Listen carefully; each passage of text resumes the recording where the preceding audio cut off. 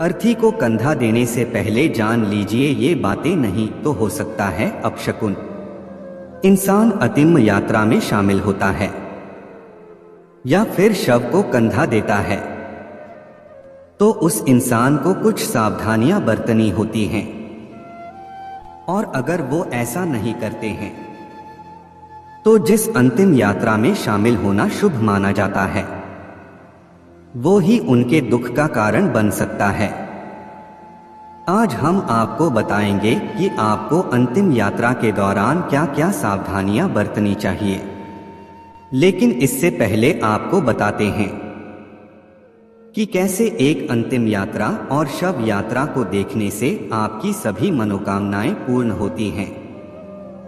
कहा जाता है कि जब भी कोई शव यात्रा या फिर अर्थी दिखे तो उसे दोनों हाथ जोड़कर सिर झुकाकर प्रणाम करना चाहिए और साथ ही शिव के नाम का जाप भी करना चाहिए।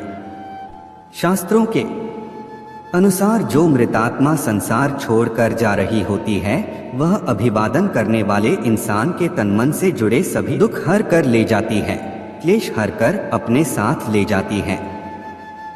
अब आपको बताते हैं कि एक अंतिम यात्रा में शामिल होने वाले इंसान और अर्थी को कंधा देने वाले इंसान को ऐसा करने के बाद क्या क्या सावधानियां बरतनी चाहिए।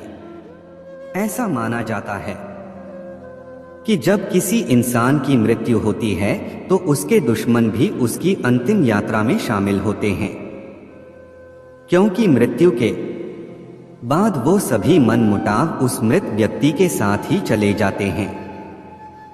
लेकिन आप में से कई लोग ऐसे होंगे जिन्हें इस बारे में पूरी जानकारी नहीं होगी कि अंतिम यात्रा में शामिल होने के बाद उन्हें क्या क्या सावधानियां बरतनी चाहिए।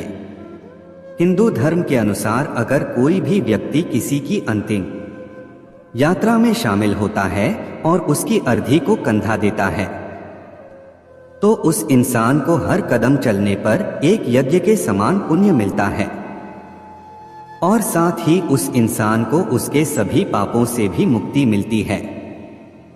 लेकिन ऐसा करते हुए आपको ये ध्यान में रखना होगा कि जब आप शव को लेकर श्मशान घाट में प्रवेश करेंगे तो वहां आपको किसी भी प्रकार का अनुचित व्यवहार या फिर किसी बात में हंसी मजाक नहीं करना चाहिए।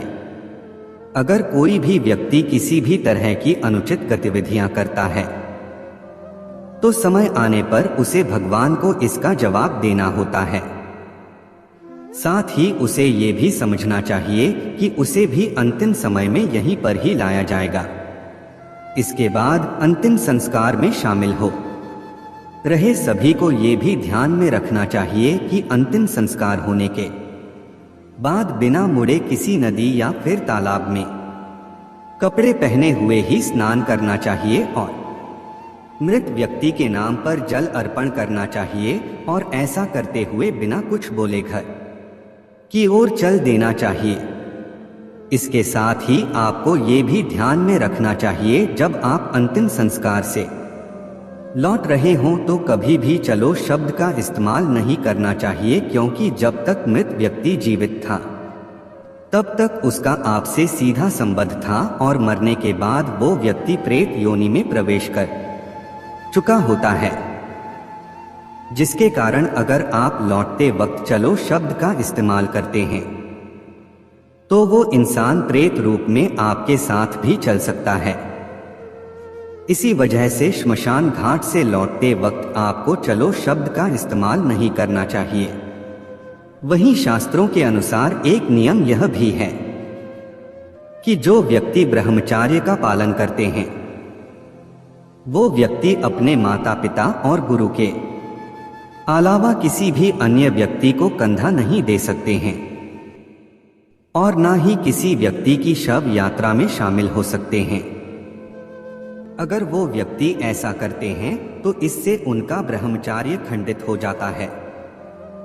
इसी तरह अंतिम संस्कार से लौटने के बाद सभी को नीम की दातून करनी चाहिए और फिर लोहा, अग्नि, जल, पत्थर का स्पर्श करना चाहिए। दरअसल एक मनुष्य के भौतिक शरीर के अलावा पूजा से बने कई अन्य शरीर होते हैं जो श्मशान घाट के संपर्क में आने से दूषित हो जाते हैं। और अगर आप श्मशान घाट से आने के बाद इन चीजों को स्पर्श करते हैं तो इनसे शरीर की अशुद्धियां दूर हो जाती है। शव को छूने वाले इंसानों को 3 दिन का और अर्थी को कंधा देने वाले इंसान को उसे अशुद्ध कहा जाता है। मंदिर और धार्मिक कार्यों में शामिल नहीं हो सकते और साथ ही किसी भी साधु को दान भी नहीं दे सकते।